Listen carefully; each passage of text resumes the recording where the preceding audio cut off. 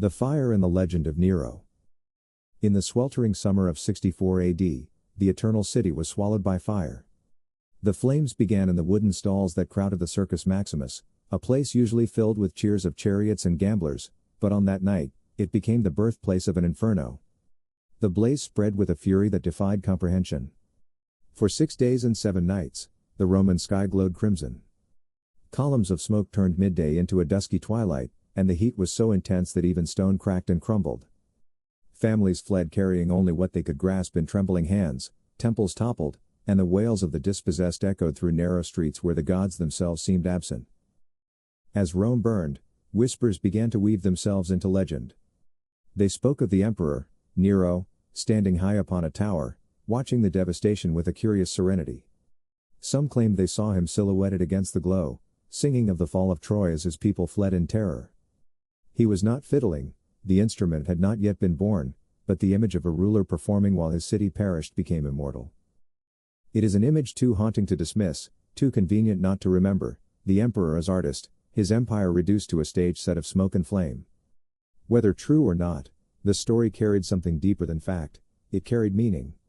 To the people of Rome, it confirmed what they already feared, that their emperor did not see their suffering as tragedy, but as theater. But who was this man who could look upon devastation and see only performance? Who was the boy born into one of Rome's most powerful dynasties, who grew into an emperor whose very name became synonymous with cruelty, extravagance, and madness? To understand the legend, we must journey backward, into the poisonous roots of Nero's youth, into a world where ambition devoured bloodlines, and where family was the most dangerous enemy of all. The story of Nero is not just about a tyrant who set Rome ablaze. It is about the human soul warped by absolute power, about a young man raised in an empire where betrayal was nourishment, where poison was inheritance, and where survival demanded not virtue, but ruthlessness. To trace his life is to descend step by step into a labyrinth of blood and ashes, a descent that begins not with fire, but with birth, his own, in the shadow of another monster, Caligula. Born into poisoned soil, Nero was born on December 15, 37 AD, in Antium, a seaside town south of Rome. His birth name was Lucius Domitius Ahenobarbus, and though he was only an infant, his fate was already entwined with the treacherous politics of the Julio-Claudian dynasty. He entered the world under the reign of Caligula, his great-uncle, an emperor already notorious for cruelty and erratic madness. It was as though the infant's first breath was drawn from poisoned air. His father, Gnaeus Domitius Ahenobarbus, had a reputation as harsh and violent. The man was accused of corruption, theft, and even incest. Yet he would not live long enough to shape his son's character. He died when Lucius was only 3, leaving the boy in the hands of his mother, Agrippina the Younger. And it was Agrippina, ambitious, calculating, unyielding, who would mold her child into both emperor and monster. Agrippina was no ordinary Roman matron. She was the daughter of Germanicus, Rome's beloved general whose premature death had been mourned like that of a fallen god. She was the sister of Caligula, whose reign would soon drown in blood. Her lineage was both a blessing and a curse. It granted prestige, but it also placed her in a world where every family tie was a blade, sharpened by envy and political survival.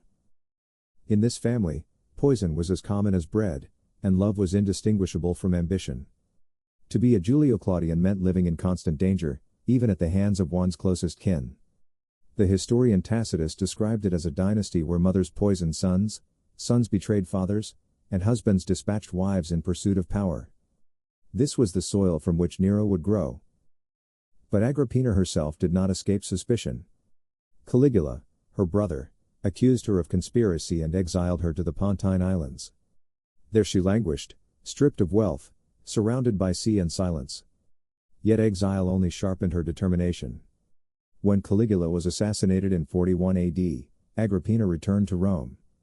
She was young, beautiful, and dangerous, qualities the imperial court both desired and feared. She quickly mastered survival in a palace where few survived long.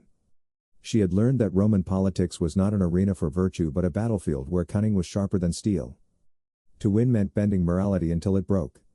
Agrippina was prepared to do just that, and her son would become both her weapon and her prize. The boy Lucius watched his mother with wide, impressionable eyes. He saw how she charmed, schemed, and cut through rivals without a trace of remorse. She was a living example of Rome's brutal truth, that power was worth more than affection, and that family bonds were brittle against the weight of ambition. In her hands, Nero was not a child to be nurtured but an heir to be sharpened like a dagger. In this crucible of treachery, the seeds of Nero's future were planted. His childhood was not filled with tales of virtue and honor, but with whispers of poisonings and betrayals. While Roman children of noble houses were taught philosophy and discipline, Nero's earliest education was in manipulation, survival, and spectacle, the very skills that would one day make him emperor, and destroy him. The making of a puppet emperor. When Emperor Claudius came to power after Caligula's assassination, the political tides shifted once more, and Agrippina saw her chance. She had survived exile, humiliation, and suspicion, but survival was never her goal. Power was. And Claudius, older, scholarly, and easily swayed, became her next target. Claudius had already buried wives, but Agrippina was not like the others. She was ruthless and ambitious, the kind of woman who bent circumstance to her will. To marry her, Claudius needed special permission from the Senate. After all, she was his niece, and such unions were seen as scandalous. But Agrippina's charm and persistence prevailed, and soon she was seated beside the emperor as Augusta, a title few women had ever claimed. From the moment the marriage vows were spoken, her attention turned to securing her son's future. Nero, still Lucius at the time, was only 12 years old, yet Agrippina envisioned him as emperor. To achieve this, she had to remove the obstacle of Claudius's own son, Britannicus. Her first move was to persuade Claudius to adopt Lucius as his own. In 50 AD, the boy was renamed Nero Claudius Caesar Drusus Germanicus, his name polished with the brilliance of Rome's most illustrious ancestors. The Senate confirmed the adoption, and suddenly Britannicus's birthright was overshadowed by Agrippina's child. But adoption was not enough. Agrippina knew power required more than titles, it required preparation. She handpicked tutors to shape Nero into Rome's perfect prince. The most famous among them was Seneca, the Stoic philosopher whose writings would later become immortal. Seneca, forced out of politics by intrigue, was recalled to tutor the boy in rhetoric, philosophy, and governance. In Seneca's teachings, Nero was exposed to the ideals of restraint, wisdom, and virtue. The philosopher urged his young pupil to seek balance, to govern with justice rather than cruelty, to resist the temptations of power. In theory, it was the education of a philosopher king. But Nero was no philosopher, and the soil of his character had already been poisoned by Agrippina's ambitions. Alongside Seneca, the Praetorian prefect Burrus became another guiding hand, offering military discipline to counterbalance philosophical ideals. Together, Seneca and Burrus represented Rome's hope, that they could mold a boy into a just ruler, despite the shadow of his mother. Yet Agrippina hovered always, never allowing her son to forget that his throne would not be won by virtue but by her will. She attended public ceremonies with him, ensuring he was visible, adored, and recognized as heir. Coins were minted with her image alongside his, an extraordinary symbol of her dominance. Rome had emperors before, but never had it seen a mother so prominently share in imperial power. Nero, still barely a teenager, learned a crucial lesson during these years, that the empire was not ruled by the strongest sword or the wisest voice, but by those who knew how to manipulate the stage of power. He was becoming not just a prince, but a performer in a grand political play, Agrippina's play. Death by mushrooms. By the year 54 AD, Emperor Claudius was an aging man, weakened by illness and years of rule. He was known for his scholarship, his absent-mindedness, and his frequent indulgence in food and drink. And it was in one of these indulgences, his love of mushrooms, that fate, or rather Agrippina's ambition, found its opening. On the evening of October 13, Claudius dined as usual. Among the dishes brought to him was a plate of mushrooms, considered by Romans to be the food of the gods. But this plate was different. According to whispers passed down through generations, Agrippina herself had ordered it prepared with poison. Claudius consumed it, unsuspecting. Soon after, he convulsed violently, his body betraying him as his household scrambled in panic. Some sources claim that his physicians, bribed by Agrippina, hastened his death with more poison under the guise of treatment. Others suggest he lingered into the night, slipping into unconsciousness before dawn. However it happened, the result was the same: Claudius, the scholar emperor, was dead. At once, Agrippina moved with precision. She concealed the emperor's death long enough to secure her son's position.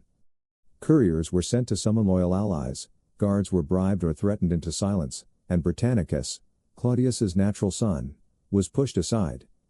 When dawn finally came, the news was announced to the Senate and the people: Emperor Claudius had ascended to the gods, and Nero, only 16 years old, was the new ruler of Rome. The city was stunned. A boy was now master of the empire, his reign wrapped in the cloak of divine approval. The Senate, eager to avoid the chaos of succession disputes, confirmed him without hesitation. The people, curious and perhaps hopeful, cheered as Nero appeared in public, youthful and handsome, wearing the laurel wreath of power. For a brief moment, optimism flickered. Under the guidance of Seneca and Burrus, Nero's early reign seemed promising. He spoke with humility before the Senate, declaring that he would rule not as a tyrant but as a servant of the people. Taxes were lightened, trials were made fairer, and mercy, rare in Rome, was granted in place of executions. The empire dared to believe it had found a new kind of emperor, one who might restore dignity after the madness of Caligula and the fumbling of Claudius. But behind the mask of this promising youth stood Agrippina. She remained close, her shadow stretching over every decision, her ambition burning hotter than ever. She had orchestrated his rise, and she expected to govern through him. Coins still bore her face beside his, a reminder that Rome now bowed to a mother as much as to her son. Nero's reign had begun with blood hidden beneath the sweetness of mushrooms. It was a beginning that set the pattern for all that would follow: outward charm masking inner corruption, the promise of light concealing the certainty of fire. The blood of Britannicus. Britannicus, the natural-born son of Claudius, was only a few years younger than Nero. In another world, he might have worn the purple. His very existence, however, was a threat to Agrippina's designs and to Nero's security.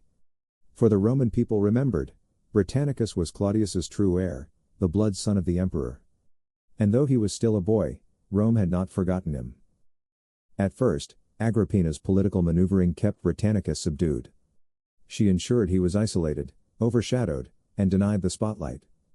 But as Nero grew into his role and Agrippina's grip tightened, the presence of Britannicus became an intolerable danger.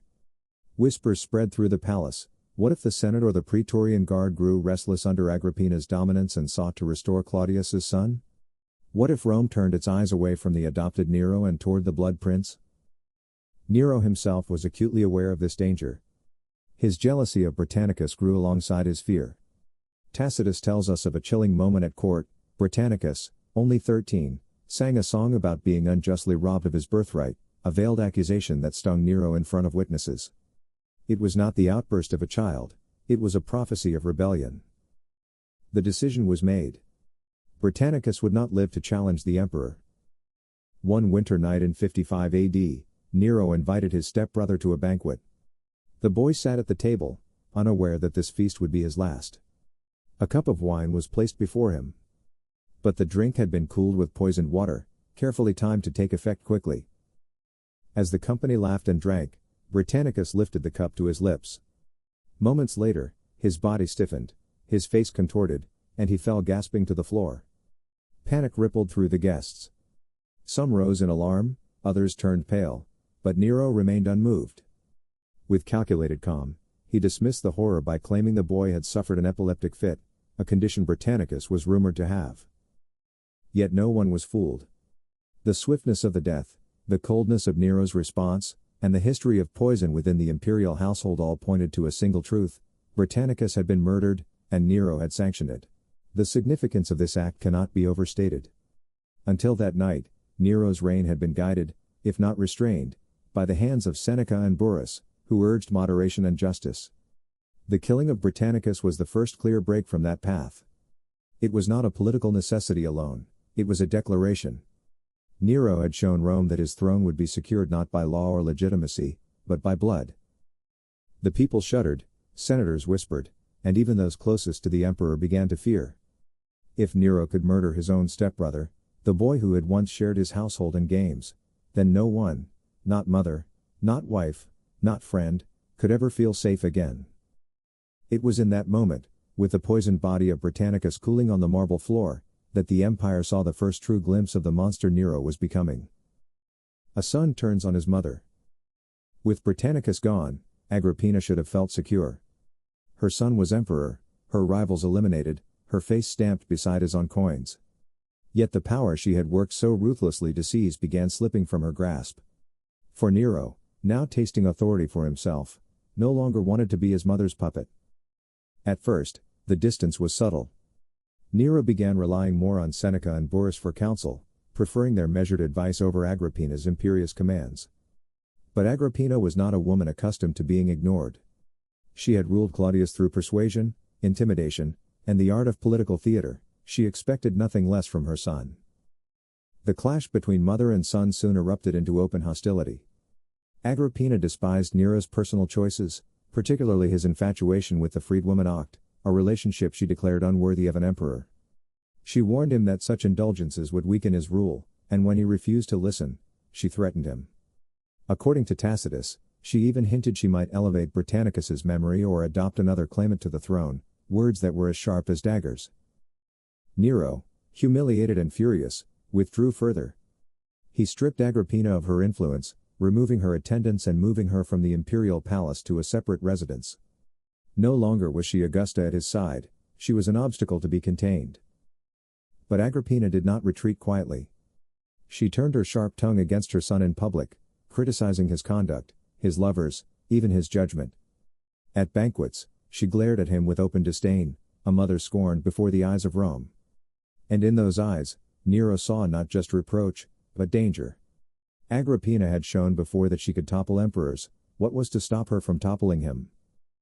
The young emperor, once molded by her will, began to imagine her not as mother, but as rival. And in Rome, rivals rarely lived long. The stage was set for a crime that would shock the empire, a crime so unnatural that even hardened Romans whispered in disbelief. For while fratricide was grim, and poisoning common, there was still one taboo that stood like a wall between human and beast, the killing of one's own mother. Nero was preparing to break it. The collapsible boat plot. Nero's fear of Agrippina had grown into obsession. The more she criticized, the more he felt cornered, and the more he dreamed of freedom from her shadow. But how does an emperor rid himself of the very woman who gave him life, without staining his hands with the shame of matricide? Nero, ever theatrical, sought a method both ingenious and grotesque. He would stage her death as an accident. The plan was as elaborate as a play. Agrippina was invited to a banquet at Baiae, a seaside resort known for its luxury and excess. The evening unfolded with warmth and ceremony, Nero feigning reconciliation with his mother. He lavished her with gifts, embraced her tenderly, and promised a return to harmony. Agrippina, though wary, accepted the gesture. She boarded a pleasure boat that Nero had specially prepared for her return journey across the bay. But this was no ordinary vessel.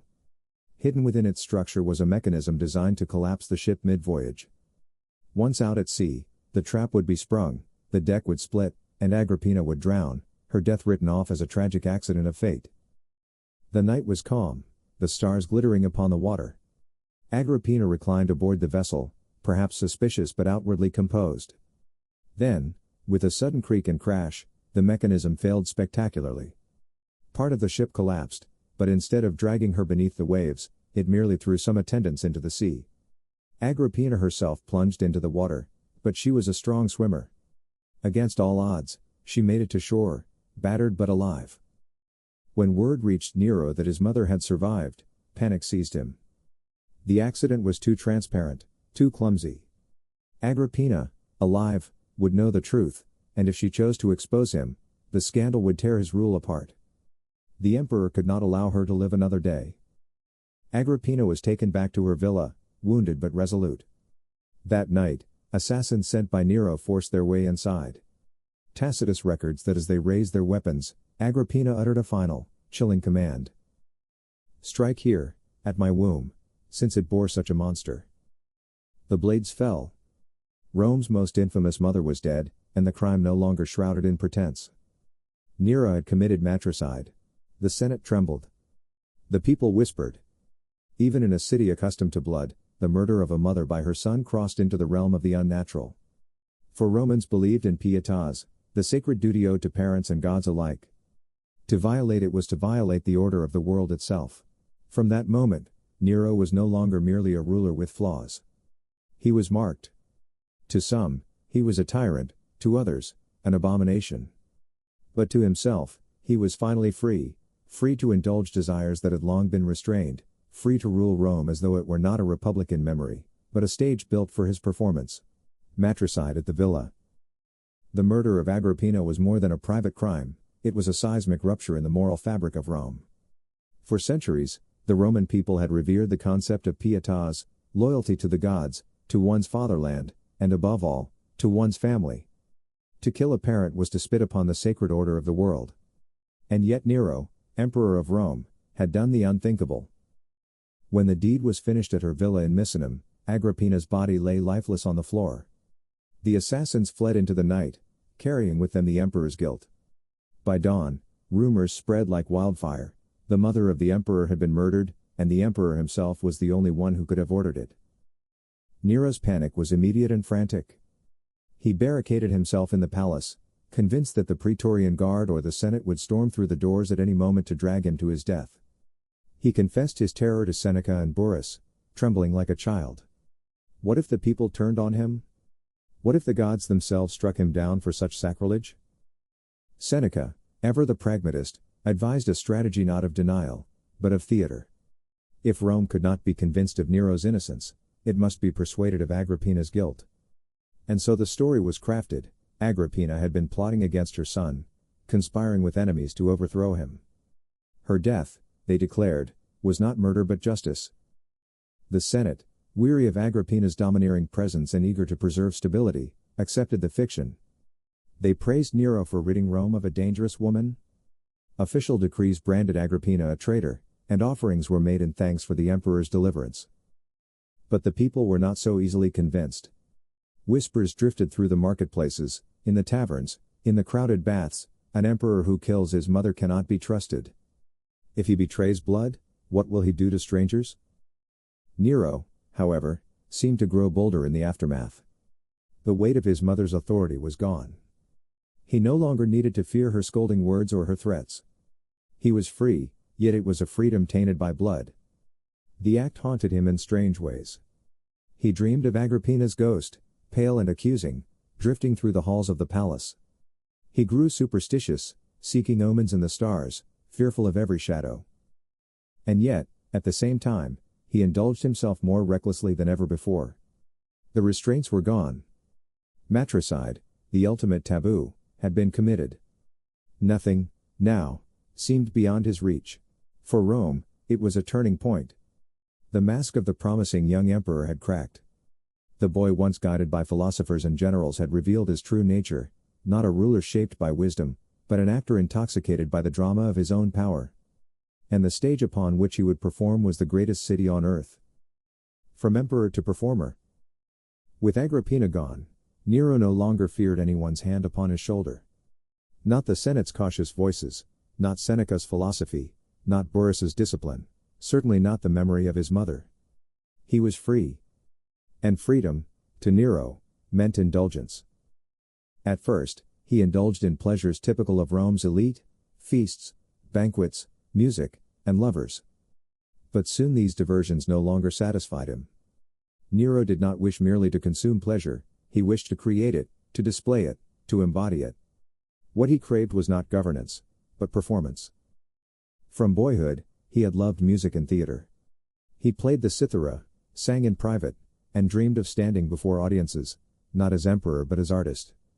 Now, emperor of the known world, he saw no reason to deny himself. He began to perform not in hidden chambers but before the nobility of Rome. Senators, generals, and aristocrats found themselves summoned to the palace, not to debate law or policy, but to sit as captive audiences to Nero's recitals. For hours, they were forced to endure his singing, his poetry, his acting. They could not cough, they could not shift, they could not even sigh too loudly, for fear that Nero would take offense. One story tells of women giving birth in the theater rather than leave before his performance ended. Others whispered that men feigned death to escape the ordeal. Yet no one dared speak the truth aloud. The emperor was no Apollo, no Orpheus, he was a tyrant who mistook indulgence for genius. But Nero's hunger for applause only grew. He yearned not just for forced silence, but for genuine cheers. He longed to step into the world of true performers, the actors and musicians of the Greek stage. To Romans, however, such professions were infamous. Actors were seen as dishonorable, living on the margins of respectability. For an emperor to stand among them was unthinkable. Yet Nero thought differently. He believed that art was higher than politics, that to move hearts with music was greater than to conquer nations. He once declared, "When I sing, I feel more than a ruler, I feel divine." This conviction marked the beginning of his transformation. Rome had seen emperors who were soldiers, scholars, even madmen. But it had never seen an emperor who wished to be an entertainer. To many, it was absurd. To others, dangerous. For what kind of empire could survive when its ruler abandoned the duties of state for the applause of the stage? Still, Nero pressed forward. He rehearsed endlessly, trained with professional performers, and demanded the empire itself become his theater. Rome was no longer just a city of law and conquest, it was becoming a backdrop for the emperor's fantasies. And so the line blurred: was Nero ruling, or was he acting? Was the empire governed by law, or by spectacle? For Romans, the answer grew clearer with each passing day: their emperor was less a Caesar and more a showman. The Golden House and the Fire. On the night of July 18, 64 AD, Rome changed forever. A fire began in the crowded shops near the Circus Maximus. At first, it seemed like one of the many blazes that occasionally broke out in the densely packed city. But this one spread with terrifying speed. Wooden homes ignited like kindling, winds carried sparks across rooftops, and soon entire districts were swallowed by flames. For 6 days and 7 nights, the inferno raged. Families fled with whatever they could carry. Temples, libraries, and markets collapsed in ash. Screams echoed as streets became rivers of fire. When the flames finally died, 10 of Rome's 14 districts lay in ruin. Hundreds of thousands were left homeless. The eternal city had become a skeleton of smoldering stone. And amidst the devastation, a story began to spread, that Nero himself had started the fire. Some claimed he wanted to clear land for a new palace. Others whispered he simply wanted to witness destruction on a scale worthy of his imagination. The most enduring rumor said he stood upon a tower, cithara in hand, singing of Troy's burning as his own city crumbled below. Whether true or not, the image was indelible: Nero, fiddling while Rome burned. Historians remind us the fiddle did not yet exist, and that Nero was in Antium, 35 miles away, when the blaze began. Yet the truth mattered little. For the people who had lost everything, the emperor's reputation as a performer, as a man who valued spectacle above all, made the rumor feel plausible. In the aftermath, Nero sought to rebuild, but not as the people hoped. Relief efforts were real. He opened his gardens to the homeless, imported grain to stave off famine, and passed new building codes requiring fire-resistant materials. These were sensible reforms. But the emperor's vision went far beyond mere reconstruction. He dreamed of a palace unlike any Rome had ever seen. The Domus Aurea, the Golden House. A sprawling complex that would cover more than 100 acres of central Rome. It would include man-made lakes, gardens, banquet halls, and a colossal statue of Nero himself towering over the city. Gold leaf and gems would adorn its ceilings. Its dining halls would have revolving roofs, designed to mimic the heavens. Where Romans had seen ash and ruin, Nero saw canvas. The fire had cleared space for his masterpiece. But every brick that rose in his palace reminded the people of the homes that had fallen. To them, the emperor was not rebuilding Rome, he was erasing it, turning their suffering into a stage for his vanity. The Golden House became more than architecture. It was a symbol. To Nero, it was proof of divine artistry. To the people, it was proof of monstrous selfishness. And so the fire, whether or not he had kindled it, burned something deeper than the city itself. It burned away what little trust remained between Rome and her emperor. Scapegoats in the shadows. As the embers of Rome cooled, suspicion smoldered hotter than the ruins. Who had started the fire? Some believed it was chance, others whispered of imperial agents with torches. But Nero understood a dangerous truth: in an empire trembling with loss, someone had to be blamed. If not, the anger would turn toward him. And so his gaze fell upon a small, strange sect, the Christians. They were few in number, a scattered community living in the city's poorest quarters. To most Romans, they were suspicious outsiders. They refused to honor the traditional gods, declined to sacrifice at temples, and spoke of a single deity and a crucified savior. Their secrecy, their strange rituals, and their rejection of Roman traditions made them easy prey.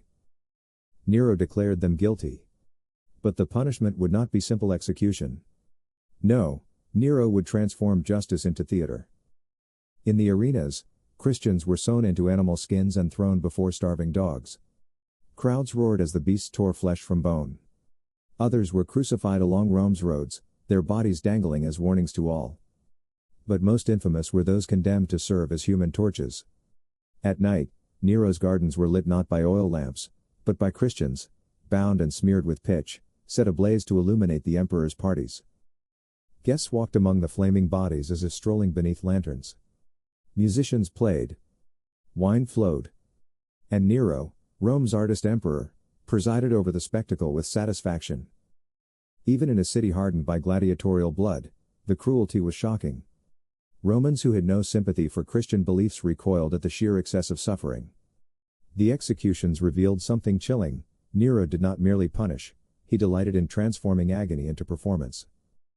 For the Christians, these horrors would leave an indelible mark. The martyrs of Nero's gardens became seeds of faith, their stories carried through whispers and writings across the empire.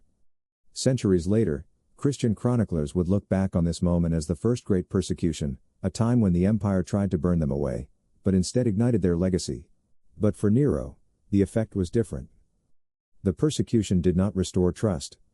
Instead, it deepened the perception that Rome was ruled by a man for whom life, faith, and suffering were nothing more than props in his endless theater. The fire had destroyed the city. The persecution destroyed something greater, the sense that Rome's rulers still belonged to the same moral world as his people. The conspiracy of Piso.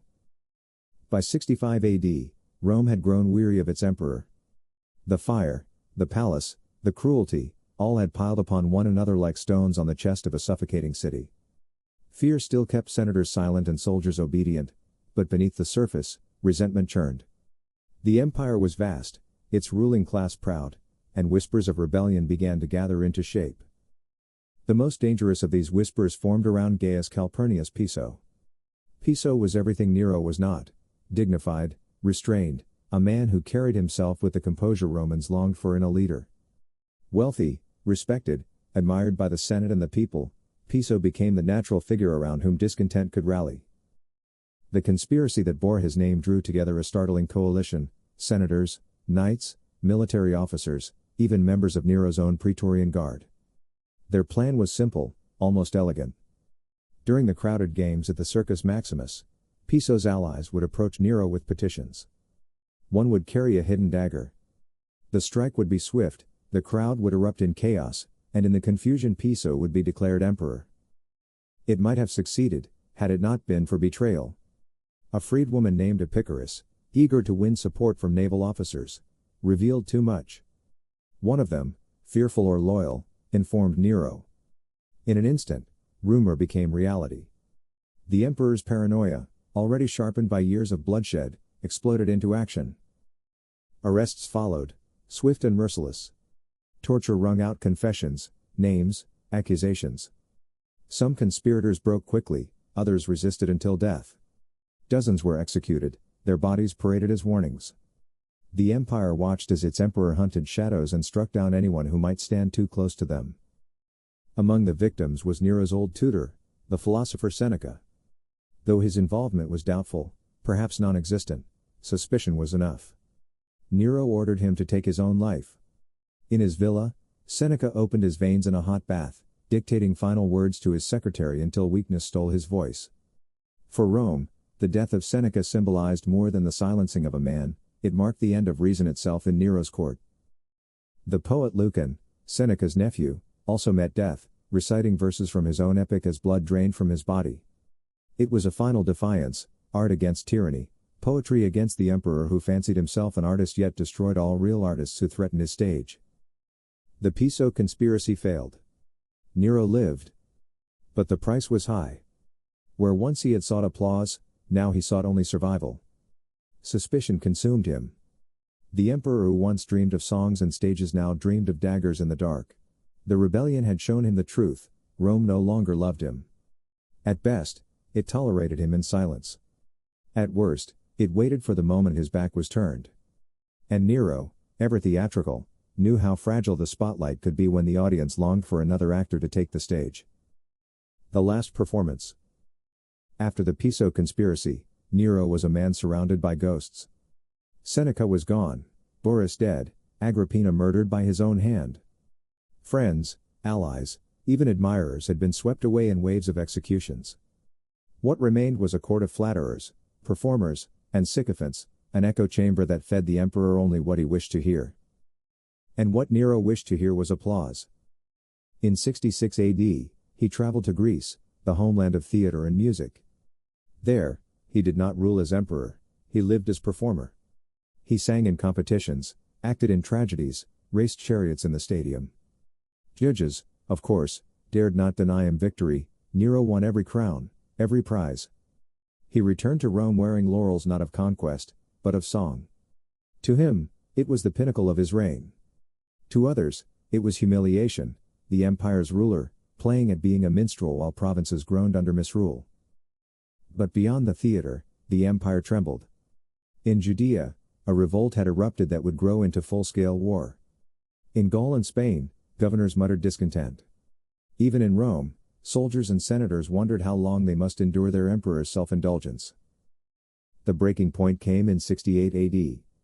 In Gaul, the governor Vindex rebelled, denouncing Nero's crimes and declaring him unfit to rule. The governor of Spain, Galba, soon joined the cause. Legions that had once shouted Ave Caesar now whispered another name. When news reached Rome, panic seized Nero. He called for loyalty, but few answered.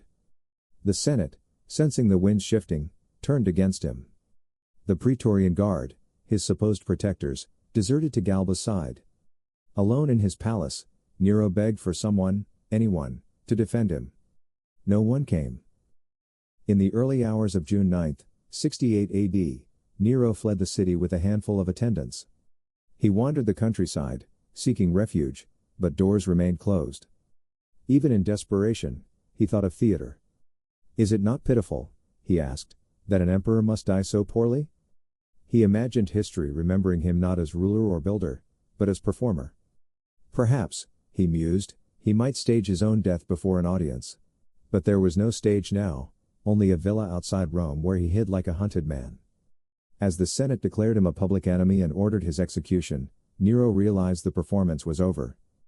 With soldiers closing in, he lifted a dagger. His hand trembled. "What an artist dies in me!" he cried, the final line of his tragedy. With the help of a loyal servant, he drove the blade into his throat. The reign of Nero was finished. The last of Augustus's line lay dead in the dust, abandoned by the empire he had sought to turn into his theater. Rome did not weep. To many, his death was deliverance. But his name lived on, not as a ruler, nor as a builder, nor even as a tyrant in the ordinary sense.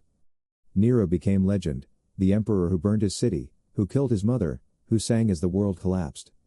A figure where history and theater blurred, as if he had written his own life as a tragedy for others to perform and retell. And in that sense, Nero achieved what he always longed for. He was remembered, not as he wished, but as he feared. Forever, the artist who mistook an empire for his stage. Thank you for staying with us through the rise and fall of Nero, Rome's most infamous emperor. What do you think? Was Nero a cruel tyrant, or a misunderstood artist trapped in his own ambition? We'd love to hear your thoughts. Drop your opinions in the comments below, let's discuss history together. If you enjoyed this video, don't forget to like, share, and subscribe. Your support helps us bring more dark and dramatic stories from the past to life.